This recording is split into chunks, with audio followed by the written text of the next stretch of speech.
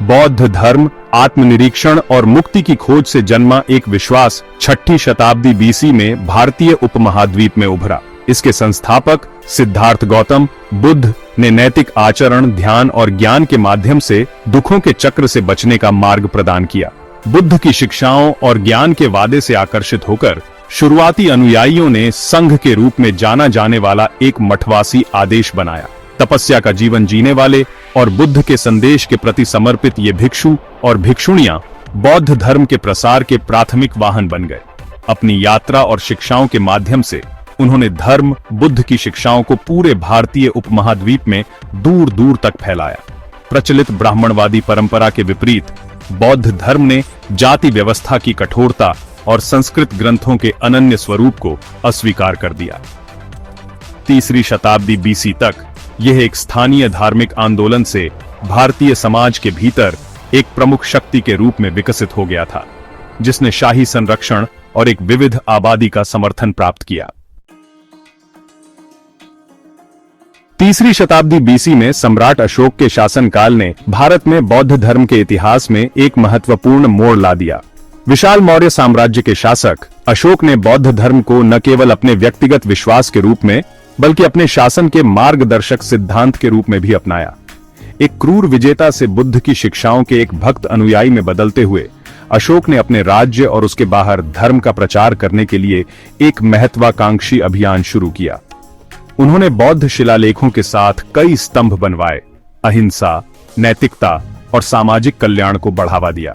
बौद्ध संदेश के प्रसार में संघ के महत्व को पहचानते हुए अशोक ने मठवासी समुदाय का सक्रिय रूप से समर्थन किया।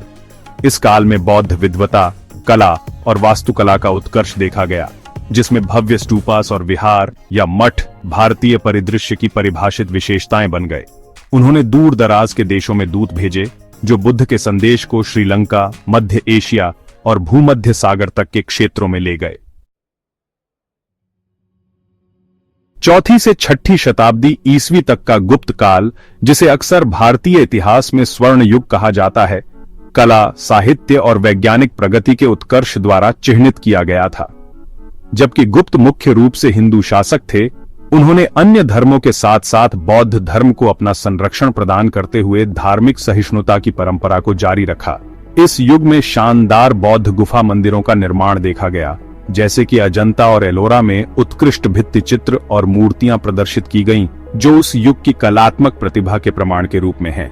हालांकि स्पष्ट बौद्ध समृद्धि की इस अवधि में उन प्रवृत्तियों का भी उदय हुआ जिन्होंने लंबे समय में भारत में बौद्ध धर्म के पतन में योगदान दिया। गुप्त बौद्ध धर्म के संरक्षक होने के साथ साथ हिंदू धर्म के प्रबल समर्थक भी थे। हिंदू अवधारणाओं और देवताओं को बौद्ध प्रथाओं और प्रतिमा विज्ञान में शामिल किया जाने लगा। विशेष रूप से महायान बौद्ध धर्म के भीतर बौद्ध धर्म की एक शाखा, जिसने काफी लोकप्रियता हासिल की थी। 5वीं शताब्दी के उत्तरार्ध में भारतीय उपमहाद्वीप को एक नए खतरे का सामना करना पड़ा। हंसों का आक्रमण, एक खानाबदोश मध्य एशियाई जनजाति। हिंसा और विनाश से चिह्नित इन आक्रमणों का भारत के सामाजिक राजनीतिक परिदृश्य पर विनाशकारी प्रभाव पड़ा, जिसमें बौद्ध धर्म का भाग्य भी शामिल था। हंसों, विशेष रूप से अपने शासक मिहिरकुल के अधीन श्वेत हंसों ने बौद्ध संस्थानों को निशाना बनाया, उन्हें धन और शक्ति का प्रतीक माना। मठ, अक्सर रक्षाहीन और मूल्यवान पांडुलिपियों और कलाकृतियों के भंडार लूट लिए गए और नष्ट कर दिए गए। बौद्ध शिक्षा के एक प्रसिद्ध केंद्र नालंदा विश्वविद्यालय को इस अवधि के दौरान एक महत्वपूर्ण झटका लगा। आक्रमणकारियों द्वारा इसके विशाल पुस्तकालय और मठ परिसर को तबाह कर दिया गया। इन आक्रमणों के परिणाम स्वरूप न केवल बौद्ध संस्थानों का भौतिक विनाश हुआ, बल्कि मठवासी जीवन को भी गंभीर रूप से बाधित किया गया, जो धर्म के अस्तित्व के लिए महत्वपूर्ण था। अनुभवी शिक्षकों का नुकसान, पुस्तकालयों का विनाश और मठवासी समुदायों का विस्थापन बौद्ध विद्वता और प्रसारण में एक शून्य पैदा करता है, जिसे भरना मुश्किल साबित हुआ। हूण आक्रमणों के बाद की अवधि में भारत में महत्वपूर्ण सामाजिक राजनीतिक परिवर्तन देखे गए, जिन्होंने बौद्ध धर्म के पतन में योगदान दिया। हिंदू धर्म पुनर्जीवित और पुनरुत्थानवादी, शासक अभिजात वर्ग और बड़ी आबादी के बीच बढ़ती स्वीकृति प्राप्त कर रहा था। पुष्यभूति और गुर्जर प्रतिहार जैसे शक्तिशाली हिंदू राजवंशों के उदय ने शाही संरक्षण के संतुलन को बौद्ध धर्म से दूर स्थानांतरित कर दिया। इन शासकों ने भव्य मंदिरों का निर्माण और ब्राह्मण संस्थानों का समर्थन करके सक्रिय रूप से हिंदू धर्म को बढ़ावा दिया, जिससे बौद्ध मठों के लिए उपलब्ध संसाधनों में गिरावट आई। इसके अलावा विष्णु और शिव जैसे देवताओं के इर्द गिर्द केंद्रित भक्ति पंथों जैसे हिंदू धर्म के नए रूपों का उदय बेहद लोकप्रिय साबित हुआ।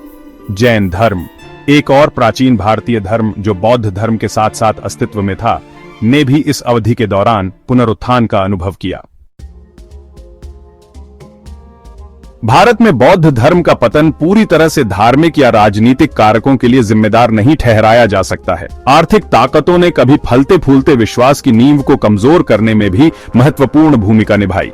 बौद्ध मठों, विशेष रूप से बड़े महायान संस्थानों ने सदियों से काफी धन संचित किया था। उनके पास जमीन थी, धनी संरक्षकों से दान प्राप्त करते थे और व्यापार में संलग्न थे। जैसे जैसे राजनीतिक परिदृश्य खंडित हुआ और आर्थिक अस्थिरता बढ़ी, कई मठों की जीवनदायिनी शाही संरक्षण कम हो गया। घटते खजाने और निरंतर युद्ध का सामना करने वाले राजा और शासक बौद्ध संस्थानों का समर्थन करने में कम सक्षम या इच्छुक थे। इसके अलावा एक नए व्यापारी वर्ग का उदय, जो अक्सर हिंदू धर्म या जैन धर्म का पक्षधर था, संरक्षण में बदलाव का कारण बना। आर्थिक समर्थन में गिरावट का बौद्ध समुदाय पर व्यापक प्रभाव पड़ा, जिससे मठ संभावित धर्मांतरित लोगों के लिए कम आकर्षक हो गए। 12वीं शताब्दी में तुर्क आक्रमणकारियों के आगमन ने भारत में बौद्ध धर्म को अंतिम झटका दिया। ये विजेता धार्मिक उत्साह और विजय की इच्छा से प्रेरित थे। मोहम्मद गोरी और उसके उत्तराधिकारियों ने प्रमुख शहरों और बौद्ध मठों को निशाना बनाया। नालंदा विश्वविद्यालय और अन्य मठों का विनाश हुआ। इसका प्रभाव विनाशकारी था, जिसने भारत के धार्मिक परिदृश्य को बदल दिया। 13वीं शताब्दी ईस्वी के अंत तक बौद्ध धर्म भारतीय मुख्य भूमि से लगभग गायब हो गया था। कभी फलता फूलता विश्वास, जिसने एक सहस्राब्दी से अधिक समय तक भारत के आध्यात्मिक और बौद्धिक परिदृश्य को आकार दिया था, बिखरे हुए समुदायों और अभ्यास के अलग थलग इलाकों तक सिमट कर रह गया था। भारत के भीतर अपने पतन के बावजूद बौद्ध धर्म ने उपमहाद्वीप की संस्कृति, कला और दर्शन पर एक स्थायी विरासत छोड़ी। अहिंसा, करुणा और ज्ञान की खोज के आदर्श, जो बुद्ध की शिक्षाओं के केंद्र में हैं, भारतीय विचारों में प्रतिध्वनित होते रहे। 20वीं शताब्दी में महात्मा गांधी जैसे व्यक्तियों को प्रभावित करते रहे।